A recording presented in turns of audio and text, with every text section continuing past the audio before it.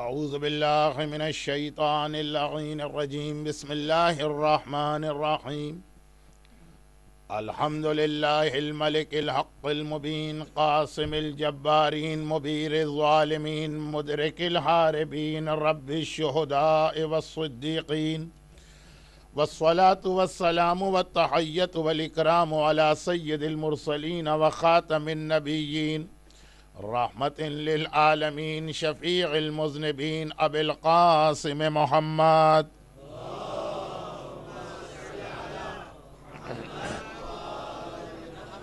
وآلہ وعطرتہ واہل بیتہ الطیبین الطاہرین المعصومین المظلومین المنتجبین المیامین سیما علی الامام المنتظر والحجة الثانی عشر عجل اللہم لہ الفرج ولعنة الله على أعدائهم أجمعين أما بعد فقد قال الله عز وجل في كتابه الكريم بسم الله الرحمن الرحيم ولنبلونكم بشيء من الخوف والجوع ونقص من الأموال والأنفس والثمرات وبشر الصابرين الذين إذا أصابتهم مصيبة قالوا انا للہ و انا الیہ راجعون۔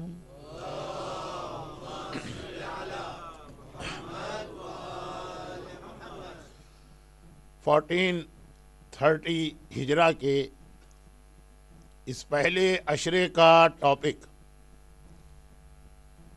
سورہ بقرہ کی آیت نہیں ہے، اور جیسا کہ میں نے کل رات کی مجلس میں یہ بیان کر دیا تھا کہ اس وقت کی کرنٹ سچویشن کی وجہ سے یہ دو مجلسوں کے اندر میں نے اس آیت کو ٹائٹل قرار دیا ہے سرنامہ کلام، لیکن انشاءاللہ آنے والے کل کی رات جو حسین کے قافلے کے کربلا پہنچنے کی رات ہوگی، وہاں سے ہمارا اس سال کے عشرے کا اصل ٹاپک شروع ہوگا۔ لیکن یہ دو مجلسیں صرف اس کرنٹ سچویشن کی وجہ سے، جسے آپ لوگ کریڈٹ کرنچ کہتے ہیں، خالی اس کی وجہ سے نہیں، بلکہ ہر سال کا محرم جہاں ایک طرف ہمیں یہ یاد دلاتا کہ کربلا کی ٹریجڈی کیا تھی، تو وہاں زیارت عاشورہ کا میسج ہمارے ذہن میں یہ ایک سوال بھی آتا ہے کہ کربلا کا ریونج لینے والے امام کے ظہور میں یا ان کی دوبارہ اپیئرنس میں ابھی کتنا ٹائم باقی ہے۔ اور جب یہ دو چیزیں ہمارے ذہن میں آتی ہیں، کربلا اور کربلا کا ریونج لینے والا، لفظ ریونج کو چینج کر دیں، کربلا کو کمپلیٹ کرنے والا امام زمانہ، جب یہ دو چیزیں آپ کے ذہن میں آتی ہیں تو تیسرا لاجیکل میسج اسلام آپ کو یہ دیتا کہ اپنے آپ کو چیک کر لو کہ ان دونوں کے حوالے سے تمہاری ڈیوٹیز کیا ہیں، اور تم نے اس ایک سال میں جو ختم ہوا لاسٹ محرم، یہی عزاخانہ، یہی مومنین، یہی ممبر، یہی ذکر حسین آپ سن رہے تھے، وہاں سے لے کے آج تک تمہاری جو ڈیوٹیز ٹوارڈز کربلا ہیں، تمہاری ڈیوٹیز ٹوارڈز امام زمانہ، پورے ایک سال میں تم نے اس میں سے کتنوں کو فلفل کیا، اور اب جو ریمیننگ تمہاری ڈیوٹی، اس کے بارے میں تم کیا سوچ رہے ہو۔ تو ہر سال پہلی مجلس اپنے لاسٹ ایئر کو چیک کرنے کی مجلس، کربلا پارٹ 161 ہجرہ، کربلا پارٹ 2 ظہور امام، اور ان دونوں کے درمیان ہماری اور آپ کی جنریشن اس وقت زندگی گزار رہی۔ اب یہاں پہ ٹاپک کچھ اور ہے، اور یہ والی بات بھی جو میں نے ابھی آپ کے سامنے کہی کہ کربلا کا پارٹ 2 امام زمانہ، اور ان کے حوالے سے بھی ہماری کچھ ڈیوٹیز، بلکہ ٹائم نہیں ہے۔ ایک تو ویسے بھی برمنگم کے اس عزاخانے یا امام باڑے میں ٹائم کو بہت زیادہ مینٹین کیا جاتا، لیکن آپ کو یہ بھی معلوم ہے کہ ڈیو ٹو کرنٹ سچویشن یہاں کے بعد مجھے ایک دوسری مجلس بھی پڑھنا، اور میں ابھی پہلے دن ہی مومنین کرام سے معافی مانگ لوں، میری سنسیئر اپولوجی، کہ مجلس کے فوراً بعد مجھے جانا پڑے گا، آپ حضرات سے ہاتھ ملانے کا ثواب بھی مجھے نہیں مل پائے گا، مگر وہ بھی آقا اور مولا کے حوالے سے ہماری اور آپ کی ایک خدمت اور ایک ڈیوٹی، اور یہ بہت ہی اچھی بات ہے کہ عزاداری کے حوالے سے اس قسم کی یونٹی میں نے برمنگھم میں دیکھی، کہ میں آیا تو خدا جماعت کی انویٹیشن پر ہوں، لیکن جماعت والوں نے دوسرے عزاخانے کے ساتھ بھی ایسا کوآپریشن کیا، اور اگرچہ میرے لیے برمنگھم میں رہ کے ایک دن میں 2 مجلس پڑھنا بہت مشکل ہے، لیکن صرف اس وجہ سے کہ خدمت امام کا ڈبل ثواب مل رہا، میں نے بھی جماعت کی اس کوآپریشن والی پالیسی کو دیکھتے ہوئے وہاں یس کر دی، جس کی وجہ سے مجھے آپ حضرات سے مجلس کے بعد ملاقات کا ثواب نہیں مل پائے گا، تو میری سنسیئر اپولوجی۔ مگر جو اصل بات میں کہہ رہا تھا کہ اس کی وجہ سے پہلی مرتبہ برمنگھم میں میرے ساتھ بھی ٹائم کا پرابلم، ورنہ ہمیشہ جماعت کی طرف سے پریشر ہوتا ہے، مومنین کی طرف سے ہم لوگ تو گھڑی دیکھتے بھی نہیں ہیں، ہم تو صرف کیلنڈر دیکھتے ہیں کہ ابھی نیکسٹ ڈے سٹارٹ ہوا کہ نہیں ہوا، لیکن اس سال میرے ساتھ تھوڑا سا یہ پرابلم رہے گا، اور اس پرابلم کی وجہ سے میں اپنے ٹاپک سے ادھر ادھر ڈائیورٹ نہیں ہونا چاہتا ہوں، لیکن چونکہ امام زمانہ کربلا ہی کا پارٹ 2 اور کربلا کے ریفرنس میں جو ایک میسج ہمیں ایوری ویک دیا جاتا، بلکہ جو معرفت رکھنے والے مومنین ہیں ان کو ڈیلی یہ میسج ملتا، فَيَا لَيْتَنِي كُنْتُ مَعَكُمْ۔ نارمل مومنین ہر شب جمعہ آقا حسین کی یہ زیارت پڑھتے ہیں، لیکن جنہیں زیارت وارثہ کی امپورٹنس اور بینیفٹس معلوم ہے وہ ڈیلی یہ زیارت پڑھا کرتے ہیں، اور اگرچہ آج کی مجلس میں زیادہ ڈیٹیل کا موقع نہیں، لیکن جو ہمارا ٹاپک یسٹرڈے تھا کہ اس کریڈٹ کرنچ کے زمانے میں اپنے پروٹیکشن کا کیا طریقہ ہے، ان میں سے ایک چیز ڈیلی زیارت وارثہ کی ریسائٹیشن، روزی، رزق، مانیٹری پرابلم کا سلوشن قرآن کریم کا سورہ واقعہ ہے، اور اہل بیت اطہار کی جانب سے زیارت وارثہ ڈیلی۔ سورہ واقعہ بٹوین مغرب و عشاء پڑھنے کا ریکمنڈیشن، زیارت وارثہ نماز فجر کے بعد اپنے جاب پر جاتے وقت گھر کے دروازے پہ آخری جو آپ کا عمل ہو وہ زیارت وارثہ، یہ ایک الگ ٹاپک ہے، لیکن زیارت وارثہ کا لاسٹ سنٹنس چونکہ آج آ گیا تو میں نے 2 منٹ زیارت وارثہ کے بینیفٹ پہ آپ کے لے لی۔ فَيَا لَيْتَنِي كُنْتُ مَعَكُمْ، زیارت وارثہ میں آپ کربلا والوں کو یاد کرتے ہیں اور ایک جملہ کہتے ہیں کہ کاش میں تمہارے ساتھ ہوتا۔ یہ جو ٹائم پیریڈ آپ کو ملا بٹوین 61 ہجرہ اینڈ ظہور امام، اس کے اندر یہ میسج آپ کے لیے کہ آج بھی آپ کربلا میں ہیں اور آج بھی آپ کی وہ ڈیوٹیز ہیں۔ کربلا والے بھی 3 دن کے بھوکے اور پیاسے رہے، مگر وہ کسی کریڈٹ کرنچ کی وجہ سے نہیں۔ وَلَنَبْلُوَنَّكُمْ بِشَيْءٍ مِّنَ الْخَوْفِ وَالْجُوعِ، اللہ جو ہر مومن کا ٹرائل کرتا۔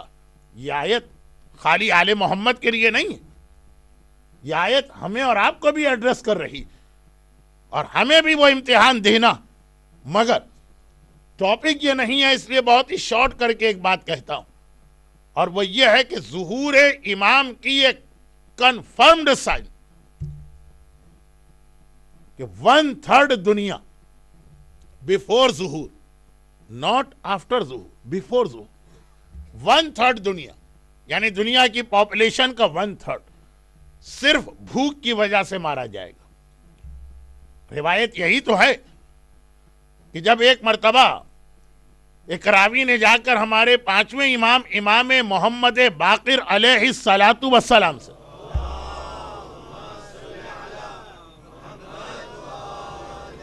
یہ سوال کیا تھا کہ مولا یہ بتائیے کہ دنیا کی ہسٹری میں آج تک وہ کون سا ایونٹ یا کون سی وار تھی جس کے نتیجے میں 1/3 دنیا کی پاپولیشن ماری گئی. طاؤوس یمانی کی روایت آقا سے سوال کر رہے ہیں. تو آپ کو معلوم ہے کہ میرے 5ویں امام نے کہا کہ اے طاؤوس یمانی، ایسا موقع اب تک نہیں آیا. اب تک جو ہائیسٹ نمبر آف وکٹم ہو کسی جنگ میں یا کسی ایونٹ وہ 1/4 ہے، 1/3 نہیں.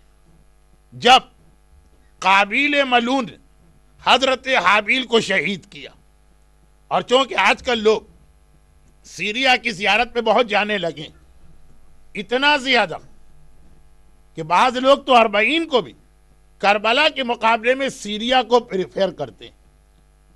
یہ الگ چیز ہے کہ ایسا نہیں ہونا چاہیے، مگر آج کا یہ ٹاپک نہیں. تو امام جناب حابیل کی شہادت کا ذکر کر رہے جن کی قبر کی زیارت لوگ سیریا میں کرتے. کہا کہ اس وقت 25% یا 1/4 آف دا ورلڈ پاپولیشن مارا گیا. خالی 4 آدمی دنیا میں تھے، آدم، حوا، حضرت حابیل اور قابیل ملعون. اور ان 4 میں سے ایک کی موت یہ 1/4 بنا. لیکن اے طاؤوس یمانی، جو تو نے 1/3 کے بارے میں سوال کیا، یہ آخری زمانے میں جسٹ بیفور ظہور میرے بیٹے کے ظاہر ہونے سے پہلے ہوگا. اور 1/3 بھی نہیں، 2/3 دنیا کی پاپولیشن ماری جائے گی. اور وہ بھی اس طرح سے نہیں کہ 4 ہیں، 4 میں سے ایک مر گیا. نہیں، ملینز آف بلینز آف انسان ہوں گے. میرے بیٹے کے ظاہر ہونے سے پہلے دنیا میں ایک ایسی جنگ ہوگی جس میں 1/3 دنیا کی آبادی مرے گی. اور اس کے بعد بھوک کا ایک ایسا امتحان شروع ہوگا. امام نے 2 فیکٹر بتائیں، بھوک اور بیماریاں. لیکن بہرحال خلاصہ یہی ہے کہ رزق اور روزی جس کا وعدہ اللہ نے کیا، لیکن ایک ایسا امتحان شروع ہوگا جس میں دنیا کی 1/3 آبادی اس لیے ماری جائے گی. آپ حضرات کی میجورٹی افریقہ سے، اور آج کل افریقہ کے مناظر دکھا کر کہ ایتھوپیا کے اندر اس طرح سے قحط ہے اور فلاں جگہ اتنی شارٹیج ہے کھانے پینے، یہ منظر خالی افریقہ کے لیے نہیں. روایت میں ہے کہ یورپ میں بھی یہ ہوگا، روایت میں یہ ہے کہ امریکہ میں بھی یہ ہوگا، روایت میں یہ ہے کہ مڈل ایسٹ میں بھی یہ ہوگا. کب؟ جسٹ بیفور ظہور. اور یہاں پہ ایک چھوٹی سی بات اور سن لیجیے کہ 1/3، 2 آدمی، 4 آدمی، 6 آدمی، 100، 1000، 10,000 نہیں، دنیا کی 1/3 پاپولیشن بھوک کی وجہ سے مرے گی. اور ایک سلوشن بھی اس کا ہے، اور ایک کوئسچن بھی یہاں پہ پیدا ہوتا. سلوشن کیا؟ اس کا سلوشن اس بھوک سے بچنے، اور وہ یہ ہے کہ اپنی نیسیسٹیز کو کم سے کم کرو اور لگژریز کو بند کرو. بڑی گاڑی کے بدلے میں چھوٹی گاڑی، یہ تو آج کل دنیا کہہ رہی. بڑے ہاؤس کے مقابلے میں چھوٹا ہاؤس. کوئی ضرورت نہیں ہے بغیر کسی وجہ کے کریڈٹ کارڈ استعمال کرنے کی. مگر 1400 سال پہلے اسلام نے اس کا حکم دیا، نیسیسٹیز کم کرو، لگژریز بند کرو. دین کے راستے میں پیسہ کم نہیں ہونا چاہیے، وہ ایک الگ ٹاپک.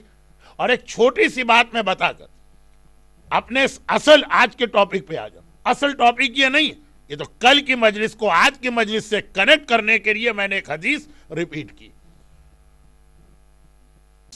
سورہ کی تلاوت کی گئی، اولیف سورہ 3، وَطُورِ سِینِین، جس پہاڑ کی اللہ نے قسم کھائی، کوہ طور. حضرت موسیٰ اس پہ جاتے ہیں اور ہمیشہ اپنی قوم کے پرابلم لے کے جاتے ہیں، سلوشن ملتا. یہ اللہ کی طرف سے وہی ملتی ہے جو توراہ کی شکل میں ہمارے اور آپ کے پاس، لیکن اب تو وہ توراہ ہے ہی نہیں جو ایکچول تھی. ایک بار حضرت موسیٰ جو آفیشل اللہ سے بات کرنا تھی وہ بات کر دی، اپنی قوم کے پرابلم بتا دیے، جو اللہ کو وہی دینا تھی وہی دے دی. اب واپس چل رہے ہیں. ایک مرتبہ کہا کہ اے اللہ، میرا دل چاہتا کہ آج تو مجھے کوئی ایسی اسپیشل ایڈوائس کر جس کے بعد میری لائف میرے لیے بہت ہی ایزی ہو جائے. نبی اپنے لیے کچھ نہیں مانگ رہا، یہ اپنی قوم کے لیے. قوم بنی اسرائیل بڑے پرابلم بڑے کرائسس سے گزری، کوئی ایسی اللہ کی طرف سے ایڈوائس چاہیے کہ زندگی بڑی آسان ہو جائے۔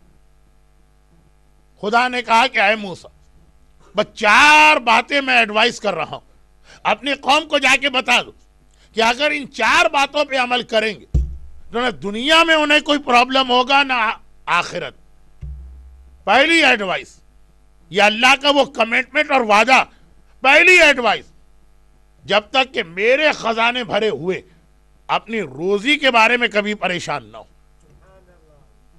رزق کے بارے میں پریشان نہ ہو۔ ہاں اگر کبھی یہ پتا چلے کہ خالی وولورتھیک بینک کرپٹ نہیں ہوا ہے، خدا نہ خواستہ اللہ بھی آج بینک کرپٹ ہو گیا، وہ سارے اپنے اسٹور اللہ بند کر رہا ہے جہاں سے لوگوں کو روزی تقسیم کی جاتی، تب تو پریشان ہونا کہ کل کیا ہوگا۔ لیکن جب تک کہ اللہ کے خزانے بھرے ہوئے، اللہ کہہ رہا کہ روزی کے بارے میں کبھی پریشان نہ ہونا، تمہاری دنیا بھی کامیاب ہے اور تمہاری آخرت بھی۔ آج کتنی ایسی ہماری بیماریاں جو صرف ذہن کے ٹینشن کی وجہ سے، بلکہ ڈاکٹر حضرات تو کہتے ہیں کہ 95% جو ہمارے فزیکل پرابلم ہے اس کے اندر بھی یا ڈپریشن ہوتا ہے یا ٹینشن ہوتا ہے، اور ڈپریشن اور ٹینشن میں سب سے بڑا فیکٹر روزی کا۔ میں اس لیے بھی کہہ رہا ہوں کہ جب کبھی مجالس پڑھنے کے لیے کہیں بھی مجھے جانے کا موقع ملتا، اور سال میں 12 مہینے میں گھومتا رہتا ہوں، ہر جگہ ایک کامن سوال ضرور ہوتا، اور وہ یہ کہ مولانا روزی کی کوئی دعا بتائیے۔ یہ اتنا بڑا مسئلہ ہے کہ جب سے میں مجلس پڑھ رہا ہوں، آج مجھے کل میں نے کہا تھا نا نیئرلی 35 ایئرس، اور جہاں جہاں جا رہا ہوں، خالی انڈیا اور پاکستان اور ایسٹ افریقہ میں نہیں بلکہ یورپ میں، نارتھ امریکہ میں، کینیڈا میں، ہر جگہ روزی روزی روزی۔ اتنا بڑا ٹینشن ہر انسان نے اپنے دماغ پہ لے لیا، کیوں؟ کہ اللہ کے خزانے خالی ہو چکے۔ حضرت موسیٰ سے کہہ رہا ہے تمہاری دنیا بھی بنے گی اور تمہاری آخرت، روزی کے بارے میں کبھی پریشان نہ ہونا۔ اور روایت کمپلیٹ کر دوں اس لیے کہ باقی 3 باتیں آپ کی ڈیلی لائف میں کام آنے والی۔ اور نمبر 2، جب تک میری طاقت باقی ہے کبھی میرے غیر کے آگے ہاتھ نہ پھیلانا، کبھی کسی اور کو سہارا نہ سمجھنا، کبھی کسی اور پر ریلائی نہ کرنا۔ کسی اور سے مراد یہ آل محمد نہیں ہے، آل محمد تو گویا اللہ ہی کی طرف سے ہے، لیکن دنیا والے فلاں ہمارا سہارا، فلاں نے ہم سے ایک پرومس کیا، فلاں نے ہمیں ایک امید دلائی ہے، نہیں، جب تک اللہ کی طاقت ہے اللہ کے علاوہ غیر خدا کے آگے ہاتھ نہیں پھیلانا۔ ہاں جس دن اللہ پاور لیس ہو جائے۔ اور تیسری بات یہ کہ جب تک کہ شیطان زندہ ہے، 1 سیکنڈ کے لیے بھی شیطان کی جانب سے غافل ہو کے نہ بیٹھنا۔ یہ نہ سمجھنا کہ شیطان تمہیں نہیں بہکا سکتا، باقی سب کو بہکائے گا۔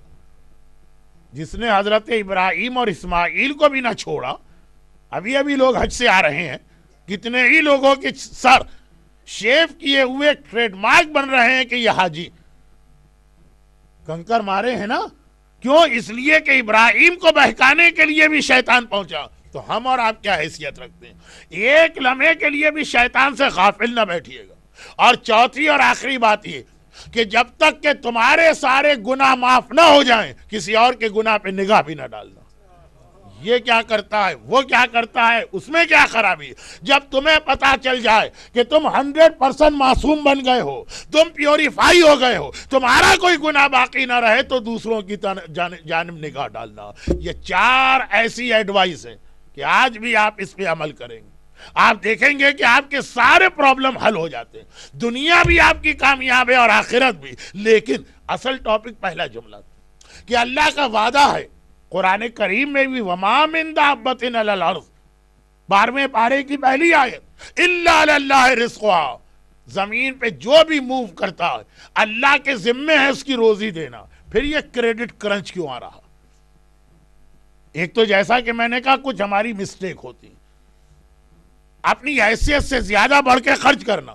یہ چیزیں جب ہم لوگ پہلے کہتے تھے، آج سے 10 سال پہلے اسی ممبر پہ، تو لوگ مذاق اڑاتے تھے، مولانا یہ آپ انڈیا اور پاکستان کے بیگرز کے سامنے پڑھیے گا، ہمارے سامنے نہیں، ہمارے سارے پرابلم سالو ہیں۔ لیکن آج انڈیا اور پاکستان میں اتنا ٹینشن نہیں ہے جتنا یورپ میں، جتنا نارتھ امریکہ میں. میں ٹائم کم ہے اسی بات کو ریپیٹ نہیں کرنا چاہتا, لیکن one of the main reason سن لیجیے, one of the main reason اللہ یہ عذاب کہ جہاں روزی, جہاں رزق, جہاں کریڈٹ کرنچ, جہاں آدمی کے لیے اپنی بیسک نیسیسٹیز کو بچانا مشکل ہوتا, جہاں پہ مکان چھینے جاتے ہیں یا مکان بیچنا پڑتے ہیں, یہ سارے پرابلم کا one of the cause root, اصل وجہ روایت میں کیا بتائی گئی. کل میں نے ایک جملہ کہا تھا اور میں آگے بڑھ گیا کیونکہ آج سے 14 سال پہلے برمنگم کے اسی ممبر پہ ڈیٹیل حدیث پڑھ چکا ہوں. لوگوں نے کہا نہیں مولانا ہم کو یاد نہیں ہے, شارٹ میں اس کو ریپیٹ کر دی. ایک عجیب اسٹوری ہمارے پاس, صادق آل محمد امام جعفر صادق علیہ السلام کا یہ فرمان. علامہ مجلسی بہار الانوار میں پوری روایت لکھتے ہیں. روایت کو اگر میں ڈیٹیل سے پڑھوں تو 40 سے 45 منٹ لگیں گے سمری, تاکہ جو لوگوں روایت یاد ہے ان کا ٹائم ویسٹ نہ ہو, اور جن کو یہ روایت یاد نہیں ہے ان کے سامنے ایک میسج آ جائے. عجیب روایت کے سٹارٹ ہونے اور روایت کے فنش ہونے میں 14 سال ہیں, 14 ایئر. روایت شروع ہوتی ہے ایک نبی کی بد دعا سے, روایت ختم ہوتی ہے دوسرے نبی کی دعا پر. دو الگ الگ نبی, ایک نبی نے بد دعا دی, 14 سال بعد دوسرے نبی نے دعا دی, تب جا کے ہمارے سامنے میسج آئے کہ آخر بنیادی سبب کاز ریزن کیا ہوتا ہے جب اللہ کسی قوم کو روزی کے امتحان میں مبتلا کرتا. چاہے آپ اسے کریڈٹ کرنچ کہیں, چاہے آپ اسے ریسیشن کہیں, چاہے آپ اسے کوئی نام دیں. ایک نبی ایک قوم کے قریب سے جا رہے ہیں, اور یہ بات ہے اسلام سے بھی پہلے, دنیا بڑے پریمیٹیو اسٹیج پر, لیکن جیسا کہ کل میں نے کہا کہ اسلام نے جب روزے اور قسم اور نذر اور حج کے کفاروں کیش کو اجازت نہیں دی, بلکہ کہا خود فوڈ اسٹف آپ کو غریب کو دینا. آج دنیا واپس گھوم کے وہیں پہ آ رہی. ابھی یہ سرکل کمپلیٹ نہیں ہوا, لیکن جب کمپلیٹ ہوگا تو آپ کو پتہ چلے گا کہ واپس جا کر اسی گندم کی اور اسی روٹی کی اور اسی چاول کی وہ قیمت ہوگی جو سونے اور چاندی کی نہیں. ٹاپک آج کا یہ نہیں ہے, اور آج مجھے یہ بات کمپلیٹ کر کل سے اپنے اصل ٹاپک پہ آ جانا تو بہت شارٹ کر کے. ایک قوم کے پاس سے جا رہے ہیں, یہ قوم ایسی قوم ہے بڑی خوشحال, پراسپیریس, دولت ہی دولت, کیونکہ ایک دریا کے کنارے ان کی آبادی, اور اس زمانے میں اب دیکھیں بہت ہی پریمیٹیو اسٹیج پر ہے لائف. اس زمانے میں سائنس اور ٹیکنالوجی کی تو کوئی ترقی تھی نہیں, اور پوری دنیا کی اکنامی کا دار و مدار ویٹ پر تھا, گندم پر. جس کے پاس زیادہ گندم ہے وہ مالدار.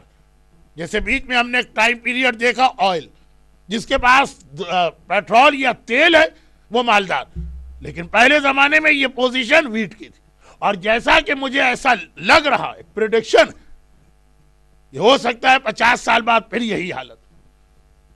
اب یہ قوم چونکہ دریا کے قریب, تو ان کے ایگریکلچر بہت آسان, پانی ان کے پاس موجود, زمین بڑی فرٹائل. آج بھی میں کبھی افریقہ جاتا ہوں مجلس پڑھنے, تو لوگ کہتے ہیں کہ مولانا یہاں کی زمین دیکھیے کیسا کلر بھی اس کا کیسا ریڈ, پاؤں مارو تو زمین سے فصل پیدا ہوتی, فرٹائل زمین.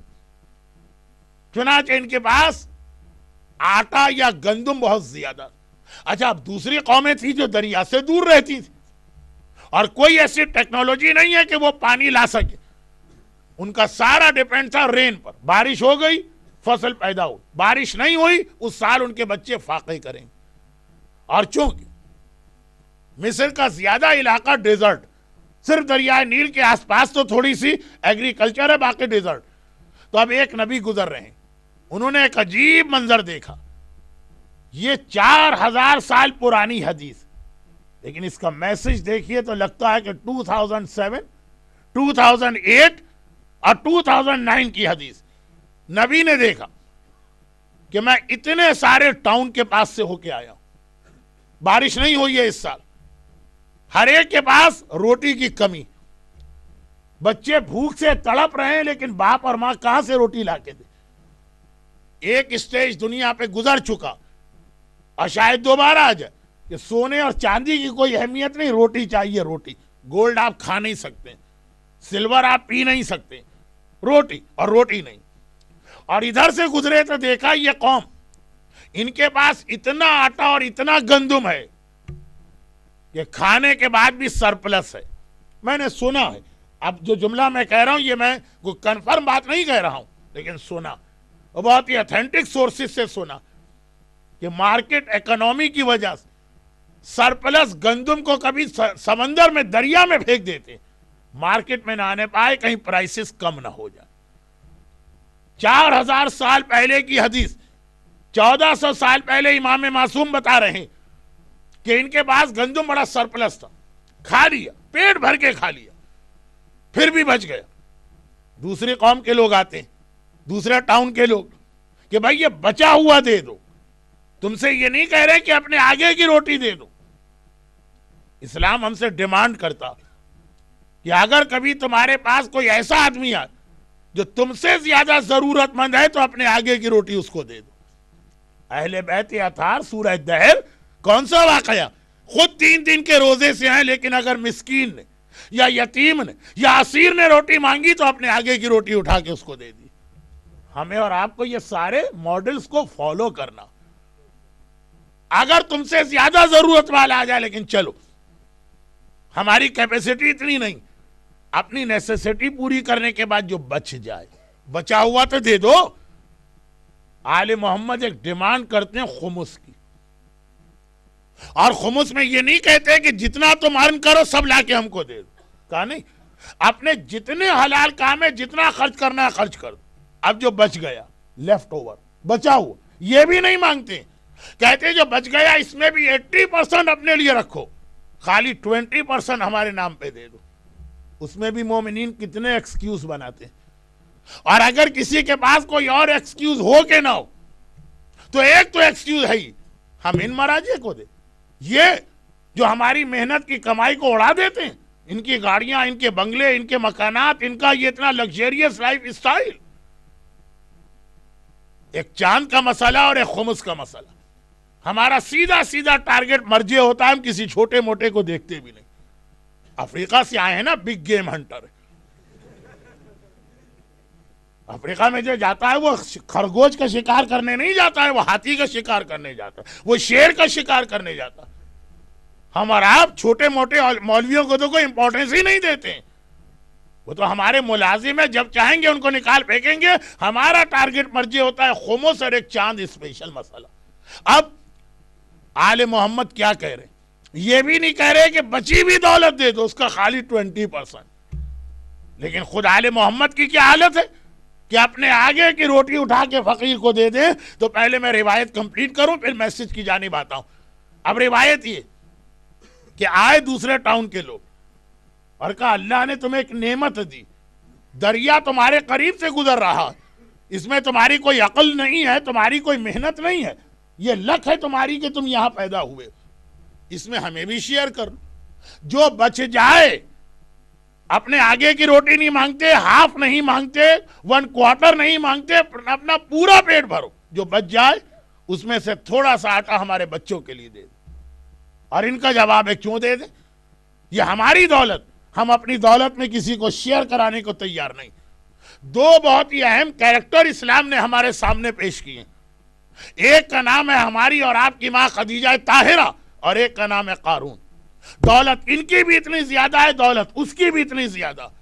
ایک خدیجہ طاہرہ کی ہیبٹ ہے کہ جو آتا ہے وہ راہ خدا میں دے دیتی ہے, اور ایک قارون کا کیریکٹرسٹک ہے کہ جو آیا کہا یہ میری کمائی ہے, میں اپنے بھائی موسیٰ کو بھی نہیں دوں گا. قارون کہتا ہے یہ میں نے کمایا, خدیجہ کہتی ہیں اللہ کے نام پر ملا ہے, اللہ کے نام پہ خرچ کر رہی ہیں. ہمیں اور آپ کو دیکھنا کہ ہمارے پاس قارون کی نیچر ہے یا ہمارے پاس اپنی ماں خدیجہ طاہرہ کی میراث ہے. خدیجہ طاہرہ اور قارون یہ خالی ہسٹری کے 2 کیریکٹر نہیں ہیں, یہ آج بھی ہر مومن اور مومنہ کا امتحان ہے. لیکن خدیجہ طاہرہ کا ذکر آگے چل کر اس ایک مجلس میں آئے گا. ابھی فی الحال میں بات کمپلیٹ کروں. اللہ نے دیا, ان کی لک تھی کہ ایسی جگہ ہو. اب مڈل ایسٹ میں یہ آئل نکلا, یہ خالی ان کی لک تھی. انہوں نے کوئی اس کے لیے محنت و کوشش نہیں کی کہ وہاں پہ آئل ان کی زمین میں آ جائے. لیکن جواب یہ ہے کہ دولت ہماری, ہم کیوں تمہیں دیں, لا اس کی پرائس دو اور لے کر جاؤ.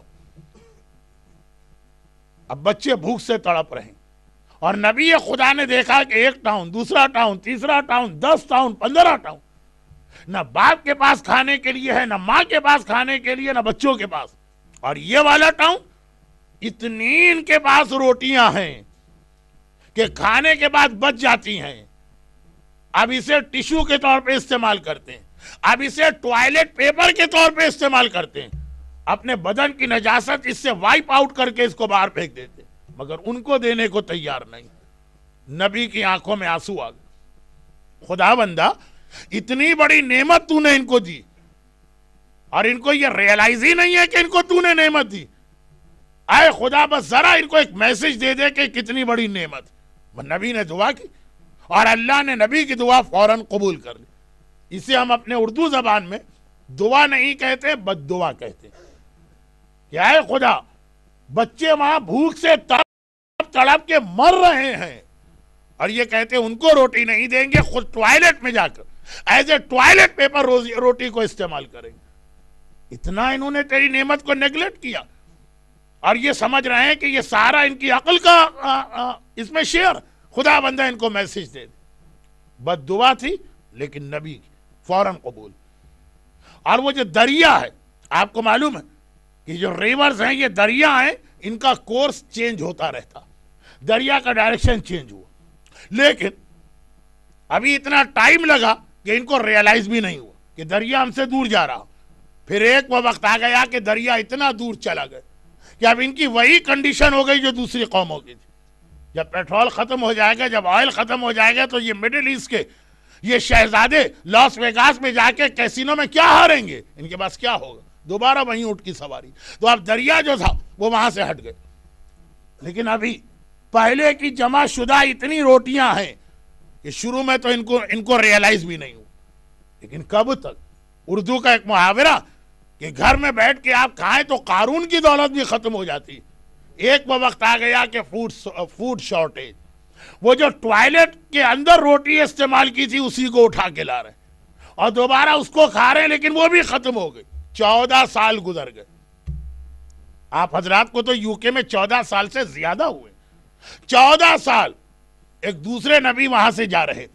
اب وہ پہلے نبی کی بات تو ختم ہو گئی، ان کا تو انتقال بھی ہو گئے، دوسرے نبی وہاں سے گزرے، انہوں نے دیکھا، انہیں نہیں معلوم کہ یہ کون سی قوم ہے، یہ کون سا ٹاؤن، انہیں نہیں پتا کہ 14 سال پہلے ان کے پاس کتنی دولت تھی، وہ وہاں سے جا رہے ہیں۔ انڈیا کی دولت اتنی تھی کہ پورا یورپ آج سے 3 سینچری پہلے تڑپا کرتا تھا۔ ہر آدمی کو انڈیا کی نیشنلٹی چاہیے تھی، ہر آدمی کو انڈیا کا ویزا چاہیے تھا، پورا یورپ دوڑ کے انڈیا جاتا تھا وہاں سے سونا اور چاندی لوٹنے کے لیے۔ آج جب آپ جاتے ہیں اور بمبئی کے سلمز دیکھتے ہیں تو آپ سوچ بھی نہیں سکتے ہوں گے کہ ایک زمانے میں یہی انڈیا کتنا قیمتی تھا دنیا کی نگاہ میں۔ وقت گزر جاتا، 14 سال بعد ایک نبی آئے، انہوں نے دیکھا کہ اس قوم میں بھی فاقے، انہیں نہیں معلوم کہ 14 سال پہلے یہاں کتنی دولت تھی، لیکن ایک عجیب بات انہوں نے دیکھی، اور وہ یہ کہ اس قوم میں شہر کے باہر 2 عورتیں لڑ رہی ہیں، جھگڑا کر رہی ہیں، لڑائی ہو رہی ہے۔ ایک مومن یا مومنہ کی رسپانسبلٹی کہ جتنا ہو سکے لوگوں کے ڈسپیوٹ کو طے کرائیں۔ بہترین عبادت، مولا کا آخری وصیت نامہ 21 رمضان، حسن و حسین بیٹا اصلاح ذات البین، مومنین کے جھگڑے ختم کرانا۔ ہم تو پیٹرول کی بوتل لے کے جاتے ہیں جہاں 2 مومنین لڑ رہے ہیں، ذرا ڈسپیوٹ کم ہونے لگتا ہے ہم دوبارہ اس پہ پیٹرول ڈال لیتے ہیں۔ مولا فرماتے ہیں موقع ملا تو آگے کسی مجلس میں اس کا پرومس نہیں، مولا کا یہ جملہ دوبارہ ریپیٹ کروں گا پورے عربی الفاظ کے ساتھ، کیونکہ آج ٹائم نہیں۔ نبی نے دیکھا 2 عورتیں لڑ رہی، آگے بڑھ، کیا پرابلم؟ کبھی بہت چھوٹا پرابلم ہوتا، ذرا سا آپ کا انٹرفیرنس مسئلے کو ختم کر سکتا۔ قریب گئے، پتا چلا کہ ایسا پرابلم ہے کہ نبی کی آنکھوں میں آنسو آ گئے، رونے لگے اور ہاتھ اٹھا کے کہنے لگے خدا بندہ اس قوم کو میسج مل گیا ہے، اب اپنا عذاب اس سے ہٹا لے۔ اور کیا وجہ تھی؟ پتا چلا کہ فوڈ کی اتنی شارٹیج ہو چکی کہ جو نجس روٹیاں ٹوائلٹ میں ایز اے ٹوائلٹ پیپر استعمال ہوئی ہیں وہ بھی ختم ہو گئی، اور اب وہ وقت آ گیا کہ لوگ ایک دوسرے کا گوشت کھا رہے ہیں۔ یہ دو عورتیں، دونوں کا ایک ایک بچہ تھا، مائیں تھی. بھوک اتنی بڑی چیز ہے کہ ماں اپنی اولاد کو بھی بھول جاتی. دونوں نے یہ طے کیا، بھوک، یہ خالی اسٹمک برداشت نہیں ہو رہا. دونوں نے طے کیا کہ پہلی مدر اپنے بیٹے کو ذبح کرے گی اور اس کا گوشت جتنے دن یہ یوز کر سکتے ہیں استعمال کریں گے. دونوں مل کے کھائیں گے، 1 ویک 2 ویک. اور جب یہ گوشت ختم ہو جائے گا تو دوسری ماں اپنے بیٹے کو ذبح کرے گی اور اس کا گوشت دونوں عورتیں مل کے کھائیں گی. پہلی ماں نے اپنے وعدے پہ عمل کیا، اپنا بیٹا ذبح کر چکی، اس کا گوشت استعمال ہو چکا. اب آج دوسری ماں کی ٹرن آئی ہے، لیکن وہ اپنے بچے کو دیکھ کے گھبرا گئی، کہنے لگی کہ نہیں، جو ہمارا کمٹمنٹ تھا میں اسے توڑ دیتی ہوں، میں اپنے بیٹے کو ذبح کرنے کو تیار نہیں. اور پہلی ماں کہہ رہی کہ اگر تم اپنے بیٹے کو ذبح نہیں کر رہی تو میرے بیٹے کا گوشت تم نے کیوں کھایا؟ اسے یوز نہ کیا ہوتا، اب تمہیں اپنا بیٹا ذبح کرنا ہوگا. نبی کی آنکھوں میں آنسو آ گئے. ڈریے اس وقت سے کہ اسی دنیا میں ہمارے سامنے یہ اسٹیج آ جائے کہ باپ اپنے بیٹوں کو ذبح کر کے اس کا گوشت کھائیں. انشاءاللہ ایسا ہوگا نہیں، لیکن پہلے اس میسج کو سمجھیے. نبی کی آنکھوں میں آنسو آ گئے. خدا بندہ اب اس قوم کو اچھی طرح سے ریئلائز ہو چکا کہ روزی کسے کہتے ہیں، رزق کسے کہتے ہیں، اور اس کی کتنی امپورٹنس ہے، یہ اللہ کی کتنی بڑی نعمت ہے. پہلے ان کو گھر میں بیٹھ کے فری مل رہی تھی تو ٹوائلٹ میں استعمال ہو رہی، اور اب اللہ نے وہ روک لیا تو اپنا بیٹا ذبح کر کے ماں اس کا گوشت کھا رہی. خدا بندہ اپنا عذاب دور کر دے. اب انہیں اچھی طرح سے ریئلائز ہو گیا یہ غلطی نہیں کریں گے. چنانچہ ایک بار پھر دریا آہستہ آہستہ اپنے پرانے کورس پر آ گیا.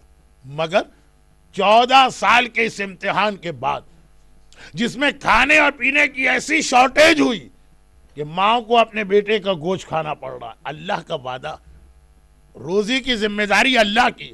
اے موسیٰ، پریشان نہ ہونا، جب تک میں موجود ہوں تمہاری روزی میرے ذمے. پھر اللہ نے یہ امتحان کیوں دیا؟ روزی کا امتحان اللہ کبھی نہیں لیتا، سوائے اس کے کہ یا دین کو اتنی بڑی ضرورت پڑے جیسے کربلا تھا، اور یا پھر انسان اللہ کی نعمت کو حرام کام میں استعمال کرے. لوگ بھوکے سو رہے ہیں.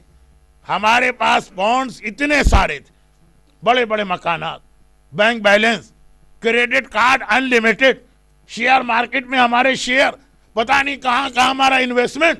ہماری دولت، ہماری محنت. حق فاطمہ خمس بھی نہیں دیتے تھے، یا اگر دیتے تھے تو غلط طریقے سے دیتے تھے. اور دوسرے غریبوں کا تو خیال ہی نہیں، یہ سمجھتے تھے کہ خمس دینے کے بعد ہماری ساری ڈیوٹی ختم ہو گئی. یہاں تک بھی اللہ برداشت کر لے. لیکن اب یہ دولت اللہ کی ایک نعمت ہے، جیسے روٹی ایک نعمت ہے. اب یہ پاؤنڈ غریب کے پاس تو نہیں جائے گا، چاہے ہمارے پاس سرپلس بھی ہو. اب یہ جائے گا میوزک کی کیسٹ، اب یہ جائے گا ڈانس پارٹی کے لیے، اب یہ جائے گا شراب کے لیے، اب یہ جائے گا حرام کاموں کے لیے، اب یہ جائے گا اس عورت کے بیوٹی پارلر کے انوائس یا بل کے لیے کہ جو بے حجاب گھر سے باہر نکلتی. دیکھیے، خالی ورڈنگ چینج ہو جانے سے اسلام کا میسج تو چینج نہیں ہوتا. آپ کہیں کہ جی روٹی اگر کوئی ٹوائلٹ میں استعمال کرے کتنا برا، اور اگر وہی پاؤنڈ کوئی شراب کے لیے استعمال کرے تو بہت اچھا. روٹی بھی اللہ کی نعمت، اور ٹوائلٹ میں نجاست، مگر شراب کی نجاست اس سے بڑی نجاست. مگر ایک عورت کا بے پردہ گھر سے باہر نکلنا اس سے بڑی نجاست. آپ نے کبھی یہ حدیث سنی کہ اگر کسی گھر میں ٹوائلٹ ہو تو وہاں پہ فرشتے نہیں آتے؟ مگر یہ حدیث سنی ہوگی کہ جس گھر میں شراب یا بے پردہ عورت ہو، رحمت کے فرشتے وہاں نہیں آتے. یہ ساری چیزیں ہم کو ریئلائز کرانے کے لیے، کیونکہ ہماری آنکھیں بہت کمزور ہیں، ہم نہیں دیکھ پاتے. بلی ہم سے زیادہ دیکھتی ہے، کتا ہم سے زیادہ دیکھتا. بہت کمزور ہے انسان. ہمیں میسج مل رہا کہ یہ بھی اتنا ہی نجس. اللہ کی جانب سے ملنے والی روزی کو بجائے اس کے کہ دوسروں کو اس میں شیئر کراؤ، جو بچ جاتا ہے، سرپلس بھی ہوتا ہے، وہ بھی حرام میں استعمال ہوتا. وہ بھی شیطان کے لیے استعمال ہوتا، وہ بھی میوزک کے کیسٹ کے لیے استعمال ہوتا، وہ بھی شراب کی پارٹی کے لیے استعمال ہوتا، وہ بھی نامحرم عورت کے بے حجاب نکلنے کے لیے استعمال ہوتا. اور پھر سوال کرتے ہو خدا بندہ یہ کریڈٹ کرنچ کیوں آ رہا؟ پھر سوال کرتے ہو خدا بندہ یہ بیٹھے بیٹھے اتنا بڑا پرابلم کیوں آ گئے؟ اپنے آپ سے سوال کرو. اللہ روزی کا امتحان نہیں لیتا جب تک کہ کوئی قوم اللہ کی نعمت کو حرام میں استعمال نہ کرے. اب ایک آخری سوال، بہت ہی شارٹ اس کا جواب، یہی آج کے مسائل. مگر ہر قوم میں کچھ نیک لوگ تو ہوتے ہیں، ہر قوم میں کچھ سنسیئر لوگ تو 100% خراب تو کوئی قوم نہیں. بنی اسرائیل کی اس قوم میں بھی کچھ نیک لوگ ہوں گے، تو اللہ کا عذاب ان پر کیوں آیا؟ اور کریڈٹ کرنچ کے اس زمانے میں سبھی تو ایسے نہیں ہوں گے جو میں نے بتایا. ایسا تو نہیں ہے نا کہ ہر مومن ہی ڈانس پارٹی میں جاتا، ہر مومن شراب پارٹی میں جاتا. ایسا تو نہیں ہے نا کہ ہر مومنہ گھر سے بے حجاب نکلتی. نیک لوگ بھی، نماز شب کے پابند لوگ بھی، ایک ایک واجب اسلامی پہ عمل کرنے والے بھی ہیں. اور ہو سکتا ہے کہ ایسے لوگ بھی ہوں جو اپنے آگے کی روٹی اٹھا کر کسی غریب کو دے دیتے ہوں کہ ہمارا کچھ نہیں ہے، 2 دن کا فاقہ کریں گے، منڈے کو پگار مل جائے گی، اس کے پاس کہاں سے آئے گی؟ پھر یہ کریڈٹ کرنچ میں سب لوگ کیوں آ رہے ہیں؟ شہید باقر صدر کا ایک جملہ ہے جو پورے اسلام کی ایک سمری، مگر شہید باقر صدر کا ایک جملہ خود سے نہیں، وہ بھی امام کی حدیث، اور وہ یہ ہے کہ اگر ساری قوم گناہ پہ جا رہی ہو لیکن 5 یا 10 یا 15% نیک لوگ ہوں اور وہ ان گناہگاروں کو روکنے کی کوشش نہ کریں، تو جو اللہ کا عذاب گناہگار کے لیے ہے وہی اللہ کا عذاب نماز شب والے کے لیے. لوگ کہتے ہیں نا it's none of my business. مولانا ہم سے بات کیجئے، ہم خود تو نماز پڑھتے ہیں، ہماری بیوی نماز نہیں پڑھتی تو ہم کیا کریں؟ ہماری بیٹی حجاب نہیں کرتی تو ہم کیا کریں؟ ہمارا اس سے کیا تعلق؟ ہر آدمی اپنے قبر میں اکیلا جائے گا. جی نہیں، آپ قبر میں اکیلے جائیں گے لیکن آپ کو اپنی پوری فیملی کے اعمال کا جواب دینا. آپ قبر میں اکیلے جائیں گے لیکن آپ کو اپنی پوری کمیونٹی کے اعمال کا جواب دینا. کیا جواب دینا؟ کہ ایٹ لیسٹ تم نے ان کو ایڈوائس کی تھی، کم سے کم اپنی زبان سے ان کو بتایا تھا. اور یہی وہ جملہ تھا جو آقا حسین کے خطبے میں ہے، جو منی کے میدان میں آقا نے دیا. شہید صدر کا جملہ کمپلیٹ کروں، فرماتے ہیں کہ اگر قوم کی اکثریت گناہگار تو جو مائنورٹی، اس پر بھی عذاب خدا وہی کریڈٹ کرنچ سے لے کر طوفان نوح کی طرح کا عذاب آئے گا اگر یہ خاموش. سائلنٹ میجورٹی کو اللہ معاف نہیں کرتا تو سائلنٹ مائنورٹی کو کیسے اللہ معاف کرے گا؟ پھر قوم پر سے عذاب ہٹانے کے لیے حسین کی طرح کی قربانی دینا پڑتی. یہی جملہ حسین نے کربلا جانے سے پہلے کہا تھا کہ میں اپنی آنکھوں سے دیکھ رہا ہوں کہ اسلام کے ساتھ کیسا مذاق کیا جا رہا، میں دیکھ رہا ہوں کہ یزید کس طرح سے لوگوں کو مس گائیڈ کر رہا. حسین کی فیملی کو کوئی خطرہ نہیں ہے یزید سے، نعوذ باللہ.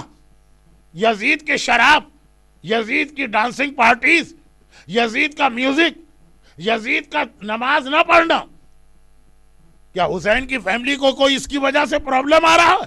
پھر آقا حسین کیوں کھڑے ہوئے؟ جس کی وجہ سے نیک لوگوں پر بھی کریڈٹ کرنچ کا عذاب آتا. اللہ نہ کرے کہ ہمارا عذاب اس منزل پر آ جائے کہ ماں کو اپنا بیٹا ذبح کر کے اس کا گوشت کھانا پڑے. اللہ نہ کرے کہ وہ عذاب آ جائے کہ ہمارے مردوں کو سوسائڈ کرنا پڑے. لیکن جیسا بھی عذاب آتا، یہ مت کہیے کہ مولانا میرے گھر میں کیوں آیا، میرے گھر میں تو کوئی خرابی نہیں. اگر آپ کی کمیونٹی میں خرابی آپ کو نظر آ رہی، اگر آپ کے فیملی میں خرابی آپ کو نظر آ رہی اور آپ کیپ کوائٹ یا سائلنٹ بیٹھے، یہ اسلام کی پالیسی نہیں. الساکت عن الحق الشیطان الاخرس، 6 اماموں کی حدیث ہے. حق کے مسئلے پہ چپ بیٹھنے والا گونگا شیطان. یہی جملہ کہہ کر آقا حسین مدینے سے کربلا کے لیے چلے. حسین کی ڈیوٹی بن جاتی. اگر یزید دوسرے مسلمانوں کے ایمان کو افیکٹ پہنچا رہا. اہل البیت کے گھرانے میں یزید کا کوئی نقصان نہیں، مگر اہل بیت خاموش نہیں بیٹھ سکتے. اہل بیت کو بولنا ہے دوسروں کو نقصان سے بچانے کے لیے. کریڈٹ کرنچ ایک بہت ہی چھوٹا سا ایک ٹریلر ہے اللہ کی جانب سے. یہ عذاب بڑھ بھی سکتا اگر اسی طرح ہماری قوم نے یہ طریقہ اختیار کر لی کہ silence is the best policy. ارے خالی خاموشی بھی نہیں ہے. کسی مومن کے گھر میں شادی ہے، وہاں شراب سرو ہو رہی ہے، ہم جا کے کونے میں بیٹھ جاتے ہیں.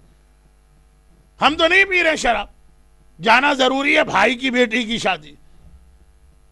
کسی مومن کے گھر میں وہ والی مکس گیدرنگ، اسلام میں ہر مکس گیدرنگ تو حرام نہیں ہے نا، لیکن وہ والی مکس گیدرنگ ہے کہ جو یقیناً حرام ہے. ہم خاموش ایک کونے میں جا کے بیٹھ گئے، کیا کریں مولانا، بہن کی بیٹی کی شادی.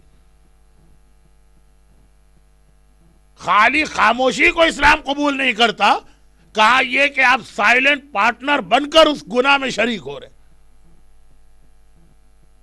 زیارت وارثہ میں آپ کا کہہ دینا فیا لیتنی کنتو معکم، مولا کاش میں کربلا میں آپ کے ساتھ ہوتا. تو کربلا اسی بات کا نام کہ تمہاری نماز یزید نے کوئی ایفیکٹ نہیں پہنچایا. نماز پڑھو، روزہ رکھو، حجاب کرو، شراب نہ پیو، حج کرنے جاؤ، تلاوت قرآن کرو. پھر آپ گھر میں بیٹھ جائیں کہ جب ہمیں کوئی نقصان نہیں تو ہم کیوں یزید کے خلاف نکلیں. نہیں، جب آپ کی سوسائٹی میں میجورٹی گناہ کر رہی تو آپ پر واجب ہے کہ آپ بولیں مولانا بہت مشکل ہے، بڑا نقصان پہنچ جائے گا. کیا نقصان پہنچے گا؟ لوگ ہمارا بائیکاٹ کر دیں گے. بس نا، آپ کو اپنے 18 سال کے بیٹے کا لاشا تو نہیں اٹھانا پڑے گا. آپ کو اپنے ششماہے کو اپنی گود میں تڑپ تڑپ کے شہید ہوتے تو نہیں دیکھنا پڑے گا. آپ کی اولاد کے برابر جوان بیٹے بھائی کے بازو تو آپ کی آنکھوں کے سامنے نہیں کٹیں گے. آپ کی ننھی ننھی بچیوں کے رخسار پہ کوئی ظالم تماچے تو نہیں مارے گا. اسلام اور دین کی خاطر، میسیج اور اللہ کی خاطر، کرپٹ سوسائٹی کو یزید سے بچانے کی خاطر اتنی بڑی قربانی بھی دینا پڑتی. اور یہ نہ سمجھیے کہ آقا حسین کو یہ معلوم نہ تھا کہ کیا پرائس پے کرنا ہوگی. کچھ لوگوں نے یہ بھی لکھ دیا نا کہ حسین کو کیا معلوم تھا کہ یزید کا اتنا سخت ری ایکشن ہوگا. حسین تو سمجھے کہ میں رسول کا نواسا ہوں، جب میں میدان میں آؤں گا تو یزید مجھے دیکھ کے خاموش ہو جائے گا. نہیں، جس دن حسین مدینے سے چلے اسی دن حسین کو معلوم ہے کہ کیا ہونے والا. آج پہلی محرم کی رات ہے اکارڈنگ ٹو آغا سیستانی. تو بس یاد کیجئے کہ کربلا کا واقعہ ایکچول شروع ہو گیا تھا 28 رجب کو. ساری زندگی مدینے میں زندگی گزارنے والا میرا آقا حسین. یہی مدینے کی گلیاں ہیں، یہی مدینے کے بازار ہیں، یہی مدینے کی سٹریٹس جہاں حسین نے پیدائش سے لے کے 57 ایئرس کی ایج تک زندگی گزاری. آج سب کو چھوڑنا پڑ رہا. دارالسلام یا مومباسا یا عروشہ یا موشی یا کمپالا کو چھوڑ کے برمنگم آنا آسان ہے کیونکہ اچھی جگہ جا رہے ہیں، لیکن مدینے کو چھوڑ کے کربلا کے جنگل میں جہاں بھوک ہے، جہاں پیاس ہے، جہاں پانی نہیں، جہاں رہنے کی جگہ نہیں، جہاں ڈیزرٹ ہے، وہاں جانا، یہ ہے حسین کا میسج. اگر سب کی طرح حسین بھی یزید کے سامنے خاموش ہو جاتے تو یزید پھر کچھ نہ بولتا. مگر حسین نے یہی کہا کہ مجھے معلوم ہے کہ مجھے کیا پرائس پے کرنا ہے، مگر نانا کے دین کو بچانے کے لیے حسین تیار. اے تیروں اور تلواروں آؤ میرے جسم کی طرف. اگر میرے جسم کے ٹکڑے ٹکڑے ہونے سے میرے نانا کا دین بچتا تو حسین اس کے لیے بھی تیار. 28 رجب کی تاریخ مدینے میں عجیب تاریخ آئی. اللہ اللہ کس طرح سے حسین نے جنت البقیع میں جا کر اپنی ماں کی قبر کو الوداعی سلام کیا ہوگا. ماں، جس حسین کو تو نے گرمیوں میں پالا ہے اب وہ حسین تجھے خدا حافظ کہہ رہا. اللہ اللہ کس طرح حسین نانا کی قبر پہ آئے ہوں گے. 50 سال حسین صبح و شام نانا کی قبر پہ حاضری دیتے ہیں، مگر 28 رجب کی حسین کی حاضری کیسی ہوگی؟ نانا اب تیرا بیٹا مرنے کے لیے کربلا جا رہا ہے، مگر یہ وہی وعدہ ہے جو تو نے مجھ سے لیا، میں تیرے دین کو بچانے کے لیے جا رہا۔ اب وہ جملہ سنیے جس سے میری تقریر کا رزلٹ آپ کے سامنے آتا ہو۔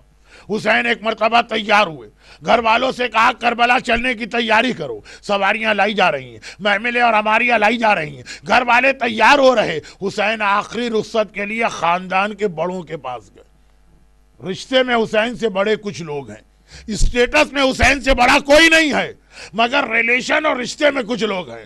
حسین سفر کی تیاری کر رہے ہیں، سارے کپڑے پہن چکے ہیں۔ ایک بار پہلے اپنی پھوپھی کے پاس گئے، علی کی بڑی بہن ام ہانی جن کا نام ہے۔ جیسے ہی ایک بار حسین ام ہانی کے پاس گئے، ام ہانی نے دیکھا حسین نے ٹریولنگ کا ڈریس پہنا، گھبرا کے کہا بیٹا ایسا لگ رہا ہے کہ تو سفر پہ جا رہا۔ کہا کہ ہاں پھوپھی مجھے ایک ضروری سفر پہ جانا۔ ام ہانی نے کہا بیٹا میری ایک ایڈوائز مان لے، ان تاریخوں میں سفر نہ کر، اس لیے کہ میں 3 دن سے جنوں کے رونے کی آواز سن رہی ہوں۔ یہ وہی آواز ہے جب تیرا بابا مارا گیا تب بھی میں نے یہ نوحہ سنا تھا، جب تیرا بھیا حسن مارا گیا تب بھی میں نے یہ نوحہ سنا تھا۔ بیٹا اپنا ارادہ بدل دے، بعد میں چلے جانا۔ حسین نے سر جھکا کے کہا پھوپھی آپ میری بڑی تو ہیں، لیکن میں جہاں جا رہا ہوں وہ حکم خدا سے جا رہا ہوں، بھائی اتنا سننا ہے۔ ام ہانی خاموش۔ اب حسین ام سلمہ کے پاس پہنچے، رسول کی بیوہ، رشتے میں حسین کی نانی۔ ایک بار ام سلمہ نے بھی دیکھا میرے لال نے سفر کے کپڑے پہن رکھے ہیں، گھبرا کے کہا حسین ام سلمہ نے تو فاطمہ کی وفات کے بعد حسین کو اپنی گود میں بچوں کی طرح پالا ہے۔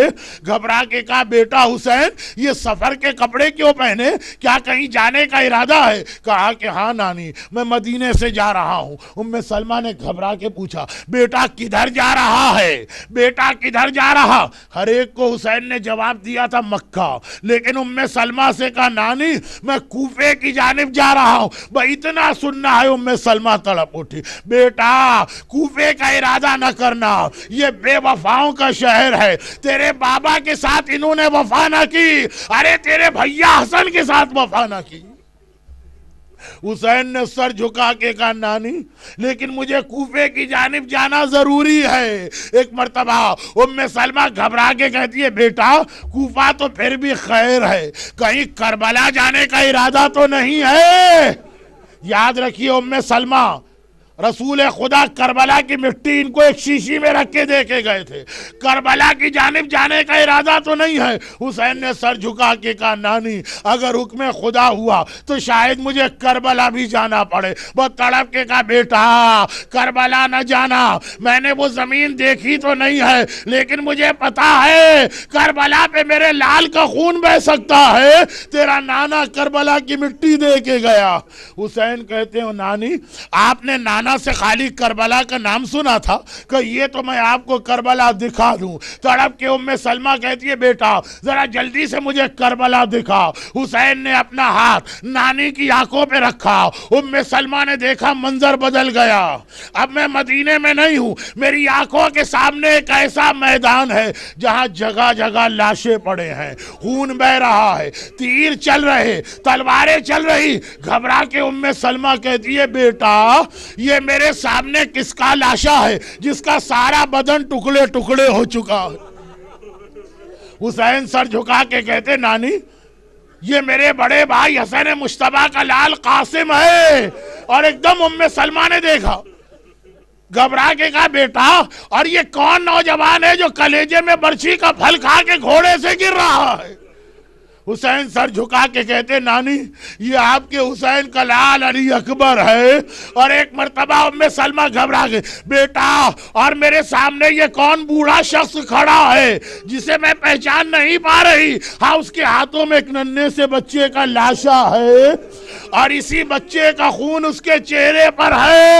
ام سلمہ نہیں پہچان رہی اور ایک بار حسین نے کہا نانی یہ آپ کا حسین ہے جو اپنے اصغر کو پانی پلانے لے گیا، پانی تو نہ ملا، 3 بھال کا تیر ملا۔ اور ایک آخری منظر ام سلمہ نے دیکھا، ایک آخری منظر دیکھا، تڑپ کے کہا بیٹا یہ میں کیا دیکھ رہی ہوں؟ ارے یہ کون پریشان حال بی بی ہے جس کے سر پہ چادر ہے، کبھی خیمے کا پردہ ہٹاتی ہے، کبھی ایک ٹیلے پہ چڑھتی ہے، کبھی مدینے کا رخ کرتی ہے، کبھی کربلا کا رخ کرتی ہے۔ حسین نے کہا نانی آپ نے نہیں پہچانا، ارے یہ آپ کی بیٹی زینب ہے، اپنے بھائی کے گلے پر شمر کا خنجر دیکھ رہی ہے، کبھی فریاد کرتی ہے نانا رسول خدا اپنے حسین کو بچا، کبھی فرات کو دیکھتی ہے عباس ذرا آ کے دیکھ میرے ماں جائے پہ کیا قیامت گزر رہی ہے۔ الا ولعنت اللہ علی اعدائہم اجمعین وسیعلم الذین ظلموا ای منقلب ینقلبون۔ مدینے میں ام سلمہ کو کربلا کے سارے مصائب بتانے والا حسین، جو جانتا ہے کہ کربلا میں مجھے اپنے اس جہاد کی کیا قیمت ادا کرنا ہو، مگر اسلام کے لیے ہر قربانی قبول۔ خدا بندہ حسین کی سیرت کا واسطہ ہمیں بھی اپنے دین اور اپنے رسول کی شریعت کی خاطر ہر قسم کی قربانی دینے کا جذبہ عطا فرما۔